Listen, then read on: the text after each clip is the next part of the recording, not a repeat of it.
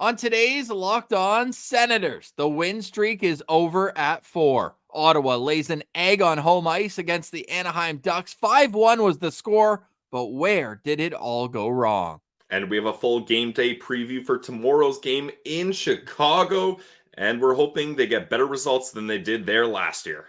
And the year before. It's a house of horrors, so we'll get into that, plus which stars need to step up for the Senators to make this just a one-off loss. We'll get into all that and more on today's edition of the Locked On Senators podcast. It's your team every day.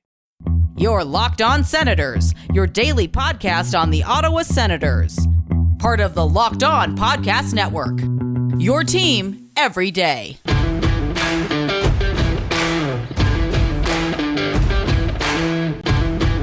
I'm Jake Sanderson, and you're listening to Locked On Senators podcast. I'm Tim Stützle, and you're listening to the Locked On Senators podcast. Welcome inside episode 983 of the Locked On Senators podcast. I'm Ross Levitan on the outskirts of enemy territory in Winnipeg, Manitoba. Alongside Brandon Piller up in the Blue Mountains. A reminder, you can follow Locked On Senators on social media. We're at Sens Central on Twitter, LockedOn.Senators on Instagram. The show is free and available on all podcast platforms, including on YouTube, where we just hit the 7,500 subscriber milestone. So make sure you smash the like button, subscribe, and comment on YouTube. Today is Friday, February 16th, and Pilsy, turns out a pissed off duck is hard to fight. Hey, I told all you guys I would take the pissed off chicken. I'm pretty sure everyone thought a pissed off duck wouldn't be that bad. Well, look out, because the Ottawa Senators just got absolutely beat down. They got quacked by the Ducks. But I would actually argue that as much as it was a great lead into this show, I thought the Ducks looked terrible. Ottawa just could not complete a pass. They were falling all over the ice, especially in the first period. It was disjointed as an effort. And then once they went 0 for 2 on the penalty kill, really, once they went 0 for 2 on the power play in the first period, if they score on one or two of those, you could break the Ducks back and away you go. But instead, they let this team hang around. And then ultimately, I mean, those two goals at the end of the second period in the final 3 minutes, that one just put this to bed. And then they added insult to injury, making it 4-0. I know Giroux scored quickly after to answer, but like, you look at all the numbers, almost everything was in favor of the Ottawa Senators in terms of 5-on-5 play. But even still, they did not look good in that game. And I feel for the fans who were at the CTC because it sounded like a library. Thought that game was in Toronto, the way the crowd was. And I don't even blame them because from the drop of the puck, they didn't have a whole lot to cheer about. No, there really wasn't. And it just comes down to a lack of effort. Like the pissed off Ducks wanted it more. I agree. The Sens, all their passes seem to be off in the skates or missed or miscommunication. Like the Sens cleared it out of the offensive zone and the power play more than the Ducks did. Like they were just missing passes. No one was ready. They were falling all over the ice. They were losing every single puck battle that was available. And when the Ducks had an opportunity to score, they buried it. And this was just a bad game from pretty much top to bottom for the Ottawa Senators, and they lose to an Anaheim Ducks team 5-1, a team that they should have beat for sure, but at the very least, Ross, not got embarrassed at home. And I get that the Ducks were coming off their own embarrassing loss, 5-0 to the Montreal Canadiens, and you were expecting a bit of a push.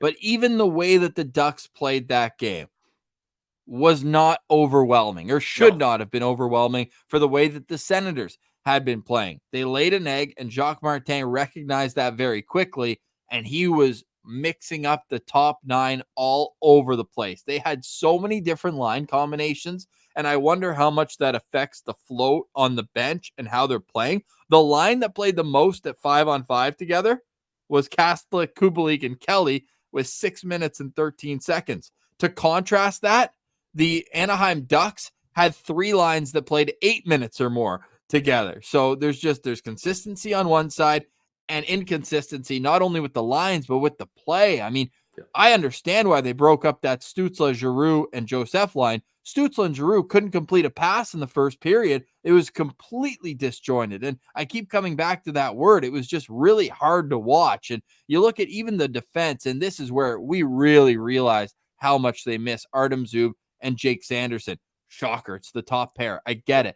But like Jacob Chychrun, every pass is 100 miles an hour out. Like they had so many times where they just completely missed their forward coming out of the zone and it went for icing. Like that, it was stop and start. I know they went a long time without whistles in the first period, but beyond that, man, it was tough. How often do you hold an opponent without a shot for over 14 minutes and lose that period 2-0? Like what the heck's going on? And Eunice Korpisalo is not avoiding blame on this one either. The fifth goal rather, literally went through him. It went through him. And then the others, like there's some bang plays, but you'd like him to be in a bit better position where he's not dropping early. And he was doing the old Patty Lalime, his glove hand down like this, trying to get his shoulder up. You're not going to, it's easier to make a save like that than try to get your elbow over your head. I thought he was going to knock himself out. His elbow was so high. So it was just overall top to bottom. There was like one, maybe two decent performances. I'd say Claude Giroux had a good game beyond the goal. He was at least engaged. And I thought Brady Tkachuk did some good things as well. Beyond that, this a look in the mirror game, if you ask me. And look, it's been a whole month since they've had 3 regulation losses. Those, 5 unanswered goals against Colorado in that loss? That was exactly a month ago on January 16th. Then they had the stinker against the New York Rangers where they lost 7-2. And then tonight. Before that, they were 1-5 in 1-goal games. So at least they figured that out. Some overtime wins in there recently as well. But when this team loses, it's tough to watch. Yeah, that game was so tough to watch. And like you mentioned, everyone that was at that game, our sympathies to you. That was not a lot to cheer about. Ridley Gregg had that one good chance, but he decides to go for the backhand move, which ultimately was a good move. It's just he loses it there, which I just think Ridley Gregg, that's a player that if you have that opportunity, just fire it on net and maybe you can catch, was it Dostal or Gibson in at that point? I think it was Gibson still at that point. Maybe you catch him quickly and get a goal there. But other than that, there wasn't a lot of good opportunities for the Sens. No, and even they got the 5-on-5 shot. They actually dominated it. But you look at scoring chances, it didn't really feel it. The official stats on Natural Stat Trick are 17 scoring chances for Ottawa, 13 for the Anaheim Ducks. It really didn't feel that way. The first period makes sense though. 1 high danger chance for each team. The first period might have been the most boring period of this entire season. There was no sustained pressure. And when you mix in that Ottawa had 2 power plays in that period and did nothing, and we need to discuss the power play because they legitimately have 0 one-timer options on the power play. But they have the options, Ross. They're just deciding to not use them. That's the wildest thing. Josh Norris, he basically, I don't know, what's his contract? $50 million? I woke up and I had his buyout open. Yeah, which we'll save that for another time. We can't discuss. We can only do one buyout discussion per week, Ross. He would be paid until 2036 if he was bought out. I'll be in my 40s. I just wanted to see. But $40 million of that contract was given to him because of his one-timer on the power play. Yes. I don't even think that's that crazy to say. He was automatic from that spot. So why in the world are we taking him away from there? I know the coaching staff was probably well, it's not working this season, but putting him on the other side just makes no sense to me. 0, none. Giroux being on his strong side, I actually understand that because he's a playmaker and he likes having his head up. He's a facilitator, Giroux, so that makes sense. Right, so you need a right shot on the other half wall to be a shooter. They don't really have another right shot unless you're going to move Pinto over there. That might be the play. But I know they like that bumper spot for Pinto, and I like it too. But Batherson's not going to be the one-timer threat, is he? Beyond that, there's no righties on the team. It's a team full of lefties up front. They don't have another option to get those shots off on the right side. All their defensemen, all their big shooters, they're all lefties. Yeah. So maybe that's the problem here is where things are going. But then having Brady Tkachuk on that left flank on the other unit, I don't know, man. I'm at a loss for the power play right now. And I know last night was a bit of a one-off in the sense that they did score 2 on the power play, both Brady in front of the net, if I'm not mistaken, right? Against Columbus. Were those both his power play goals? Yep.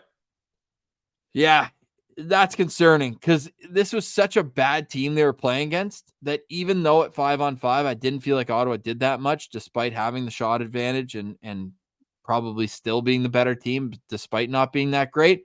You go 0 for 4 on the power play and you allow 2 goals on the other team's power play that only gets 2 opportunities.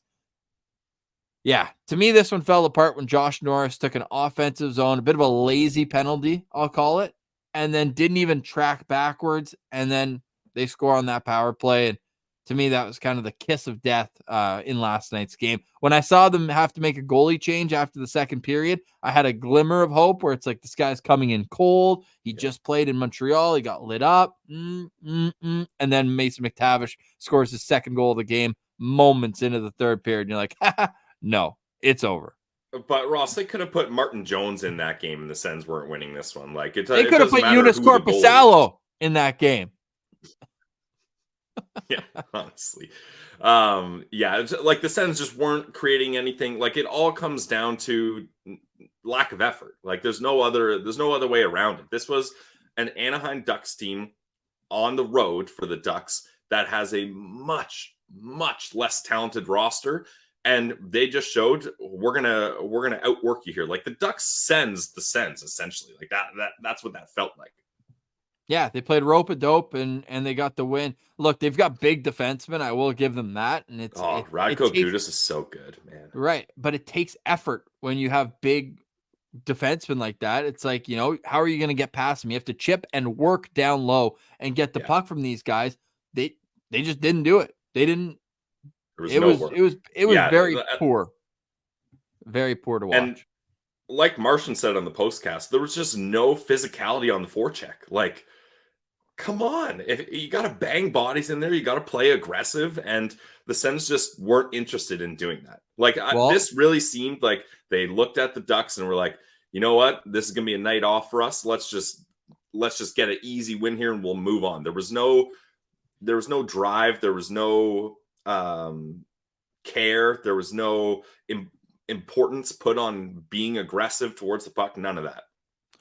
So they'll have a chance to bounce back against Chicago. Since their last 0-5-0 road trip, the Senators have not lost back-to-back games in regulation. They did have the overtime loss against Boston and then the regulation loss against the New York Rangers. 2 pretty good teams, still got a point out of it. Yep. Look, they have to flush this. I'm sure there'll be some meetings about it. The Senators are going to be on the ice to skate in about 20 minutes time. So we'll see if it gets into this episode. If not, you can follow us on social media at Sens Central on Twitter. We'll retweet any lineup changes because Jacques Martin clearly was not happy with how his lineup looked in last night's game. You could tell just by the way all the minutes were moving around. Jake Sanderson was in a non-contact jersey yesterday in the optional skate. They need him back so badly. Artem Zub has not skated, but hopefully they think he's a day-to-day thing. So we'll get into all that. But first, the players who were in that game last night, a few of them, it wasn't just a one-off.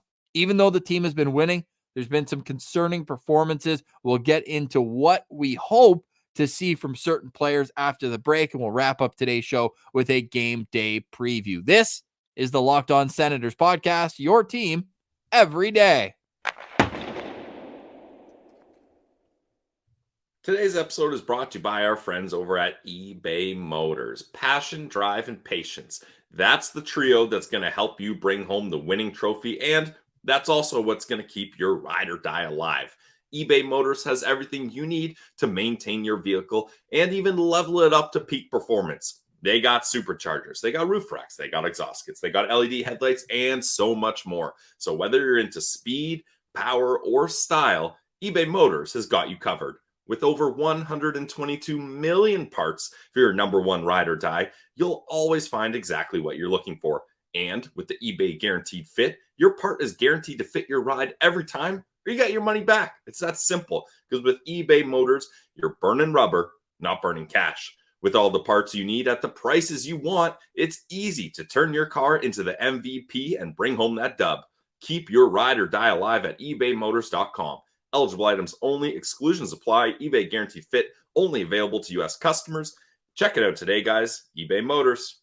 Today's episode is also brought to you by the GLEBE Central Pub. The GLEBE Central Pub is your neighborhood pub right in the heart of the Glebe. You can go visit them for awesome food, great drinks, and an atmosphere that is welcoming, inclusive, and has a ton of great events. I'm talking about every Saturday night during the month of February, live music at the GLEBE Central Pub. I saw they posted on their Instagram, GLEBE Central Pub, that they had open mic night on Wednesday. So you think you can rock a crowd? Go try your hand at the GLEBE Central Pub. They've also got trivia night. They've also got all the TVs you need to have a great night to watch the game. So always make sure to have the GLEBE Central Pub on your list of neighborhood pubs to go check out in the city of Ottawa. You can also go there for the Sens bus, the Sens shuttle bus. $17 round trip is an awesome deal. And when you add in the vibes on the bus, Sue gets you to and from the CTC like that. She knows all the back roads. She avoids traffic with the best of them. And Sue will get you to and from the CTC. She leaves an hour and 15 minutes before the game, drops you off, and will pick you up right where you're dropped off. So go check them out. GLEBECentralPub.com, the Sens Shuttle. You can buy your tickets on the website and go visit them at 779 Bank Street, right in the heart of the Glebe. Go visit them. The vibes are free at the GCP.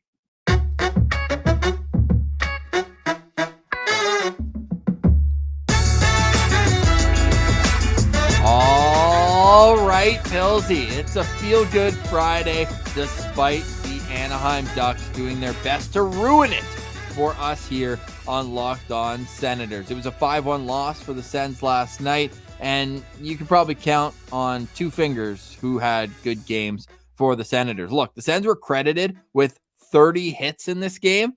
Well, the captain had 7 of them, and Parker Kelly had 6. So almost half of the hits came from 2 players in this game. Pretty disappointing overall. You mentioned the lack of physicality, but there's also just a lack of pass completion. I'd love to know what their completion percentage was for passes. And one of the issues that I have is on the back end. Just all of the defensemen, it felt like, could not get the puck into the forwards' hands at the blue line with speed. Yeah, and that's the thing. Like, there was no ability to break out of their own zone, and the Ducks were able to turn the puck over in the neutral zone so easily. And it's not because they have the best defensemen or the best forwards in the league. It was just plain effort and closing in those gaps and making it hard for the Senators to have easy outlet passes and things like that. So, Ross, I'm ready to move on from this Ducks game if you'll allow it. Okay, well, let's look at some wider lens trends then. Jacob Chychrun's name has been a bit in the rumor mill recently, and I was very much saying it would be a huge mistake to trade him.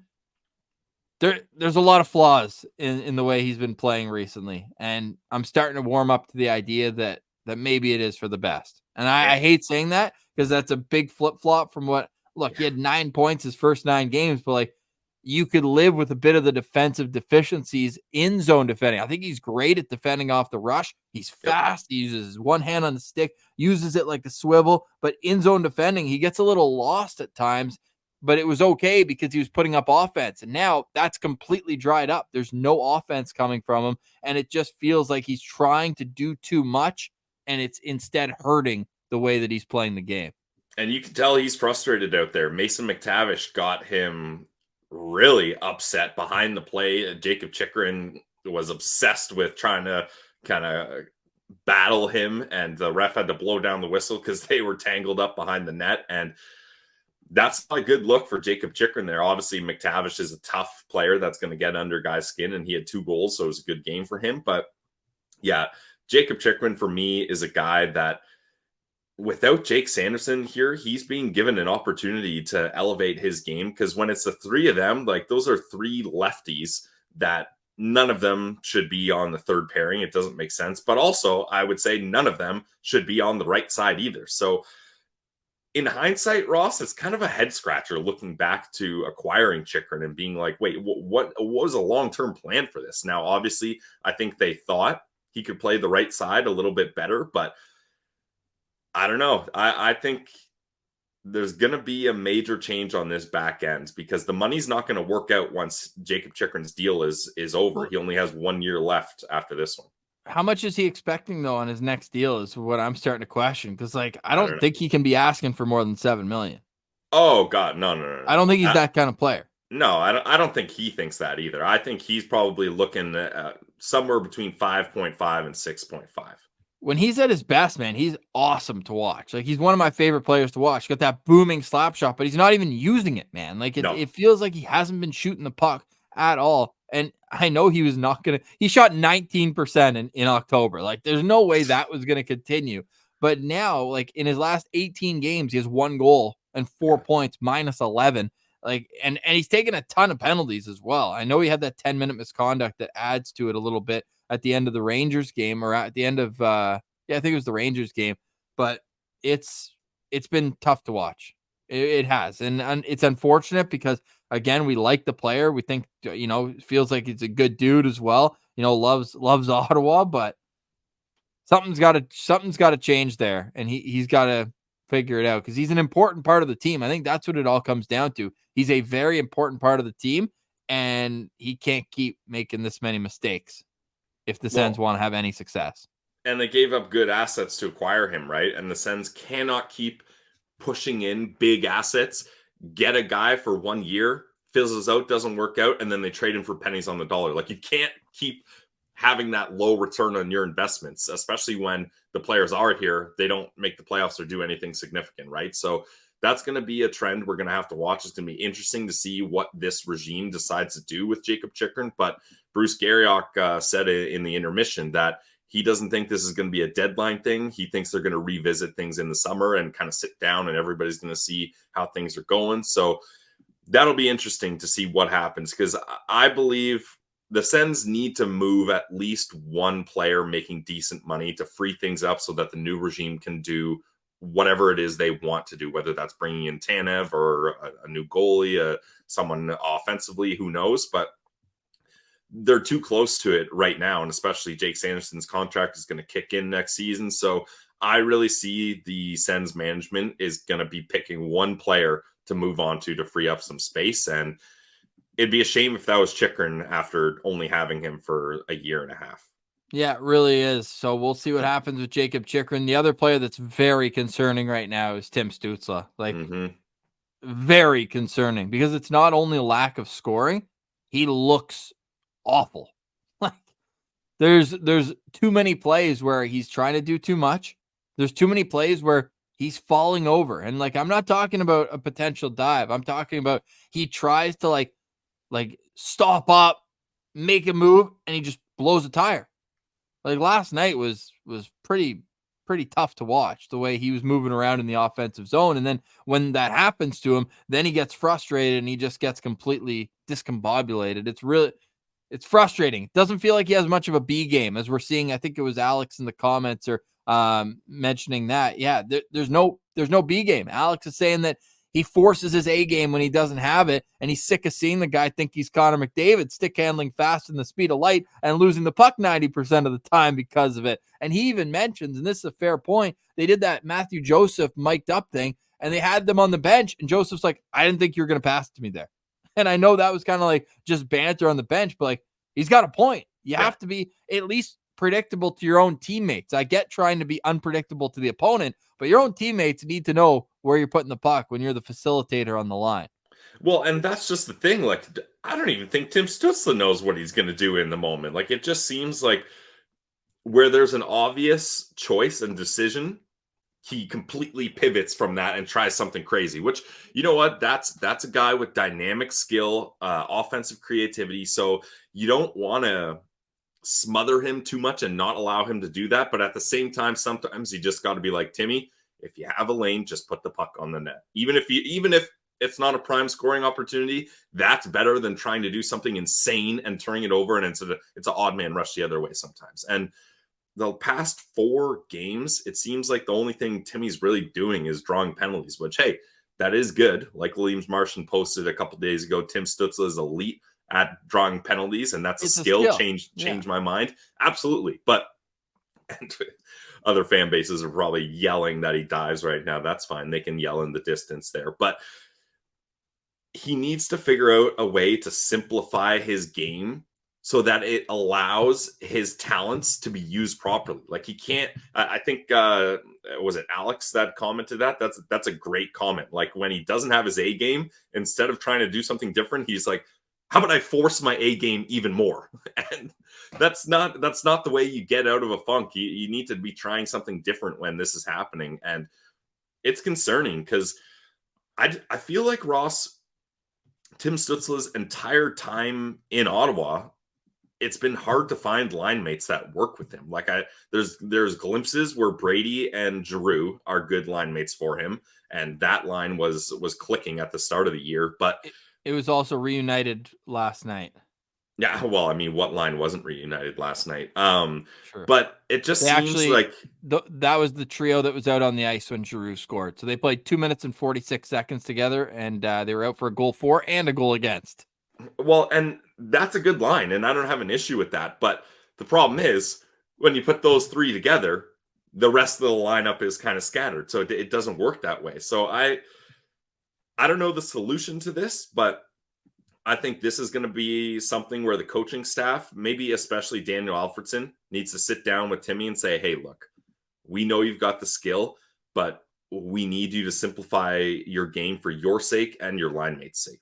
Let us know in the comments what other star players need to step up. We got a couple more names for you on the other side and a full game day preview. It's an afternoon game. Note the start time, 3 p.m. Eastern. The postcast will go around 7:30 once I get back from the office. 7:30 postcast tomorrow night Eastern after an afternoon game at the United Center in Chicago. Who's going to be in for the Hawks? Yeah, that's star rookie. We'll discuss next. This is Locked On Senators, your team every day. Today's episode is brought to you by our friends over at Camino Consulting. How would you like to get someone to know someone better in an hour than you would in an entire year? Understanding one another better prevents small misunderstandings from becoming big ongoing fights. After providing more than 20 years of service to small and mid-sized businesses, helping management groups navigate conflict and onboarding new employees, Camino is offering a digital seminar for families and couples. Did your Valentine's gift of tickets to the Ottawa Senators versus the Anaheim Ducks game not go over as well as you'd hope? Well, get the couples and family online seminar for 25% off for the month of February using the discount code LOCKEDON. Again, that is discount code LOCKED ON for 25% off for the rest of the month at www.caminoconsulting.com, or just mention Locked On when reaching out for a business seminar and receive the first 5 profiles free. Check it out today, guys. Camino Consulting.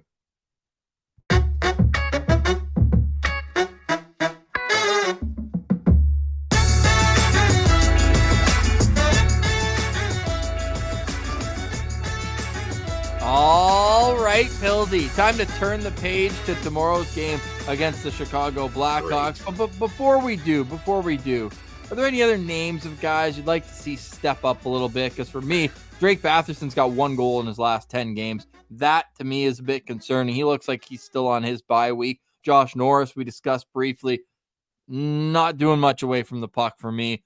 Not looking very engaged away from the puck. That was a lazy penalty that really was a turning point, in my opinion, in last night's game. Anyone else that you'd like to put on notice that they better play well on the weekend? I mean, we just listed off 5 different players there, so you know what? I'm gonna stop it there. I think those are the main guys really that need to step it up. There are some other guys we could talk about, but I don't have it in me, Ross. And I don't know, me wanting to turn the page and move to our weekend preview of the Ottawa Senators up against the Blackhawks in Chicago, that just tells you how desperate I am to forget about this Ducks game, because I got the shakes just thinking about the Ottawa Senators playing in Chicago, as I had boots on the ground for their game there last year. And the Ducks game last night, honestly, was almost a mirror image of that game last season for the Sens in Chicago. So this could be very triggering for me. Well, let's get into it. And we'll start with the Chicago Blackhawks because we mentioned that the Senators are just stepping on the ice at practice. And as I refresh Twitter, I see that Zub is on the ice and taking full part in practice. Oh, so yes. Very good news. Let's get to Chicago, and then by the time we get to the Senators, we'll have fresh lines right here for you. Okay, get your hockey DB open because you might have to search up a few of these guys on the Chicago Blackhawks who are dealing with injuries and just the fact that they aren't very good. This guy is, though. Their number one center is back, made his return from a broken jaw after 6 weeks out, and that's Connor Bedard, the first overall pick. You know him. He's going to be fun to watch. I know some fans are like, oh, no, he's back against Ottawa. No, I want to watch this kid play as much as possible, so great to see him back with the fishbowl and all. Former Ottawa Senators first-round pick, Nick Foligno, is on his left side, and then Philip Kurashev is on his right. The second line, it's Jason Dickinson with Tyler Johnson and Joey Anderson. The third line is Mackenzie Entwistle with Boris Kachuk and Taylor Radish. And then Sens abroad, Zach Sanford is fourth-line center on this team with Ryan Donato and Colin Blackwell. On defense, it's Alex Vlasic with Seth Jones. It's Kevin Korchinski with Jason Megna. And it's Jared Tenorti with Crevier, new rookie defenseman there. Big tower on the back end. In goal, it's former Ottawa 67, Peter Mrazek, and it's Arvid Soderblom. We expect Mrazek to get the start. He's been very good despite playing on a god-awful team.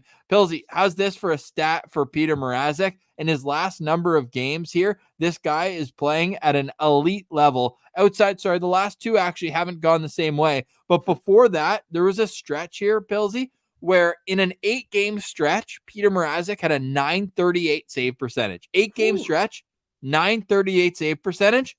He went 2-6 in those games. Jeez, I'm guessing that's right around the time they gave him his contract extension, 2 years, $4.25 million for Peter Mrazek there. So well deserved. Ross, my lookout player is going to be number 55, Kevin Korchinski. Why?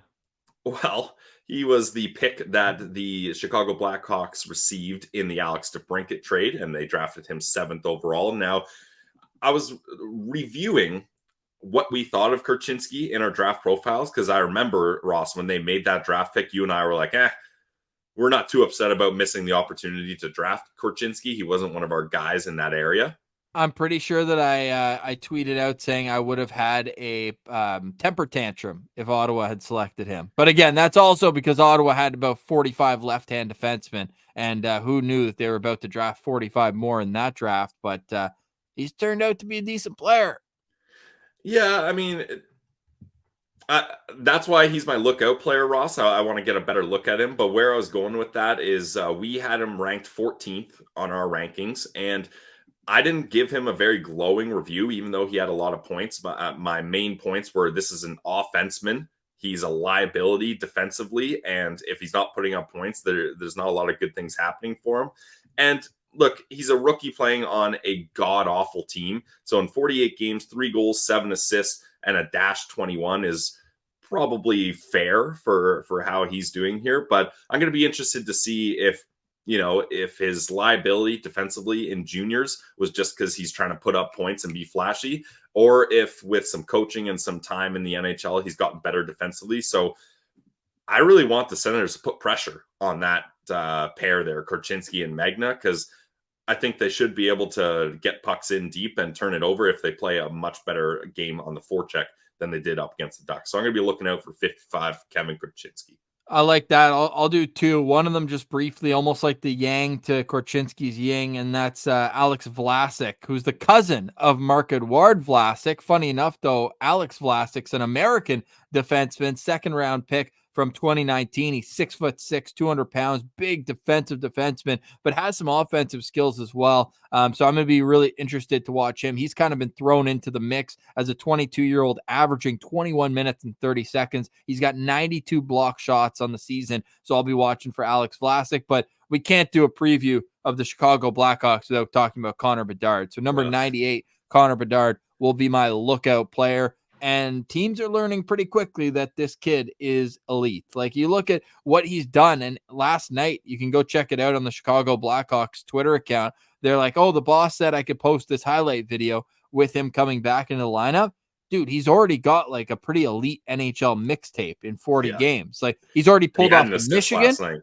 He pulled off the Michigan already. He's dangled at the blue line. He's dangled behind the net. Like this guy, and the points are coming fast and furious. He's got 34 points, 15 goals. Like he might still leads the team in points, Ross. I was just going to look that up, and it's not even close. He has a 5-point lead despite playing 7 less games than Kurashev and 14 less games than Jason Dickinson, who's third. So, yeah, Connor Bedard, pretty good player there. I'll be looking for him. But one area where you can take advantage and not allow him to possess the puck is by winning the face-off battle. We know young players struggle at that. He's clicking at 38% right now. So I'd like to see Claude Giroux take as many face-offs against him as possible. Shane Pinto take as many face-offs against him as possible, and hope that can get Ottawa some extra possession. But just like Anaheim, this is a team you should beat.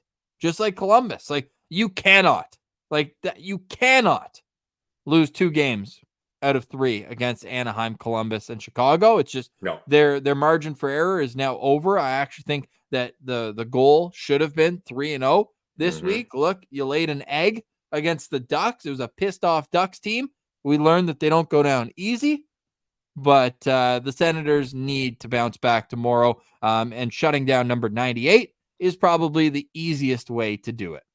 Yeah, and if we're transitioning to keys to victory here, Ross, the Chicago Blackhawks have the worst, I repeat, the worst power play percentage in the entire league at 12.3%. So you just had the Ducks go 2 for 2, 100% on you.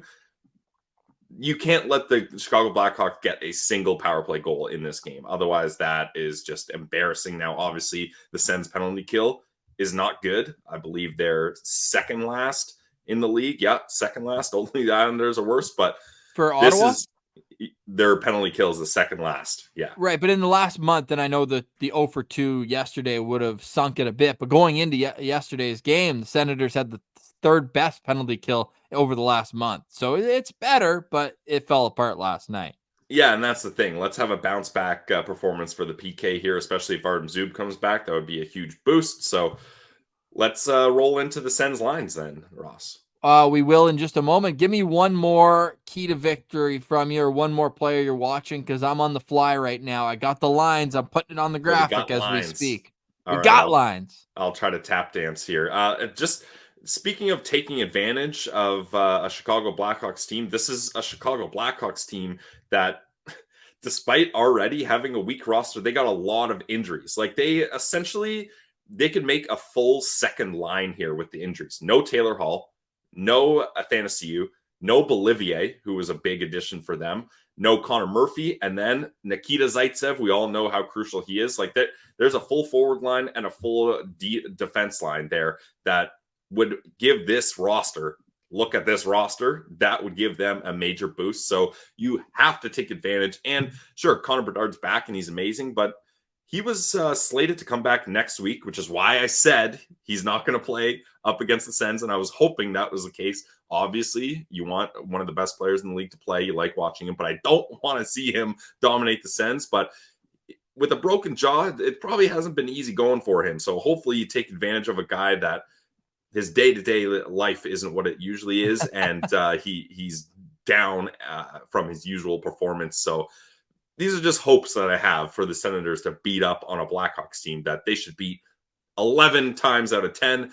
But me saying that and the history up against the Hawks at the United Center is god-awful, so all bets are off here. Senators have lost the last 2 games at the United Center by a combined score of 10-1, 5-0 last year, 5-1 the year before. This is the group that is expected to do it.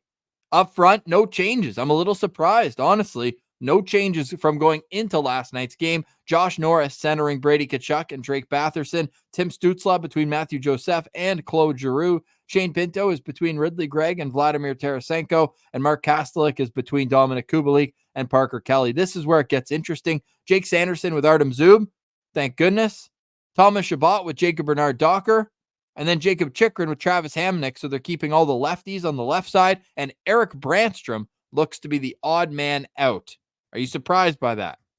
Well, first off, what a sight for sore eyes seeing Sanderson and Zub back in there, Ross. I'm glad you took the time to put that there because that looks beautiful to me. Thank you. I am surprised Brand is the odd man out. I thought he had a nice game last Hamonic night. was their best player, though, remember? Yeah, statistically he was, which is, I mean, that tells you all you need to know about that loss.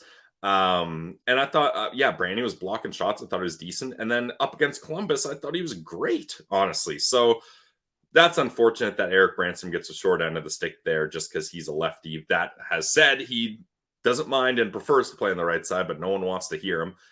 So that's tough. And I'm sure we don't know for sure who the starter is for this game, Ross, but you and I put our thinking caps on, and Jacques Martin seems to be a guy where he just goes to Hockey Reference, hits the split on career, and says, all right, which of these goalies is terrible and which of these goalies is decent up against the Hawks? And Anton Forsberg, he had one game. Let in 6 goals. So safe to say it will not be Forsberg. Jonas Korpisalo, not a whole lot better, but certainly better. 3-3 with a .899 save percentage and a .287. Yes. 287 goals against average. So it's probably going to be Jonas Forsberg. Jeez, I'm all jumbled up here. Jonas Korpisalo starting for the Ottawa Senators. Thank God it's not a 287 save percentage because that would be the tough. Worst part is that was almost believable. That's why I got mixed up there. Sheesh. Yeah, 750 last night. Not great. Look, I'm happy Jacob Chikrin's on the third pair, but him and Hamonic should not be on the same pair ever. They both just wire passes. Like they're probably a forward would see that unit and be like, okay, nothing's on my tape. And if it is, it's going to maybe go through my stick. And that drives me nuts. I've gotten pushback on this take before, but I've had the take for years that NHL players pass way too hard. And people are like, oh, you're an NHL player. You need to receive that pass. You got to pass it hard. Only you ever play competitive hockie, Pills? You ever play? Actually, I play in the Wasaga Beach Beer League Hockey League now. Look out for the Cheesed Unlimited team, where we have one tie to our name. Not so great. We're working on it, though, trying to build some confidence here. But anyways, like Jacob Chikrin is that guy in Beer League who you're like, buddy, we get it. You work out. We get it. You can pass 1,000,000 miles an hour, but what's the point of that? It's a waste of everyone's time if it's not necessary. So that type of stuff drives me up the wall, Ross. Completely agree. So we'll see. I would have had Hamonic out personally, and I would have had Branson playing the right side with Jacob Chikrin. Yeah, I think if you look at their agreed. statistics as a line so far together this season, funny enough, actually the third highest expected goals percentage is Chikrin Sanderson as a pair. How funny is that? In the entire league, forwards, defensive units, anyone who's played over 100 minutes together, Chikrin Sanderson has the third best expected goals percentage in the entire National Hockey League. I never would have guessed that. Wow. Right? But if you look at it just from the out of D pairs, they're number one. They're the top pair in the National Hockey League, minimum 100 minutes. Wow. Isn't that insane? Second is Jake Sanderson and Artem Zub. So Jake Sanderson's on the only two that have above 55% for the Ottawa Senators. On the other hand, one of the worst pairs statistically for the Ottawa Senators is Jacob Chikrin with Travis Hamonic. The worst is Jacob Chikrin with Jacob Bernard Docker. So maybe the Sean Tierney data is suggesting that it's probably not ideal either way. And maybe you just have to kind of eat it a little bit here. Them. Yeah. It's unfortunate, man. Like we shouldn't really be having to have these conversations, but way it goes. Look, this team, the third pair on the back end should not dictate a win or loss against the Chicago Blackhawks. You hope not, Ross. You hope not. Well, we'll see tomorrow. Any final thoughts on today's show? Or no, we didn't get your locked on player. My locked on player, ironically, is going to be number 6, Jacob Chikrin. Okay.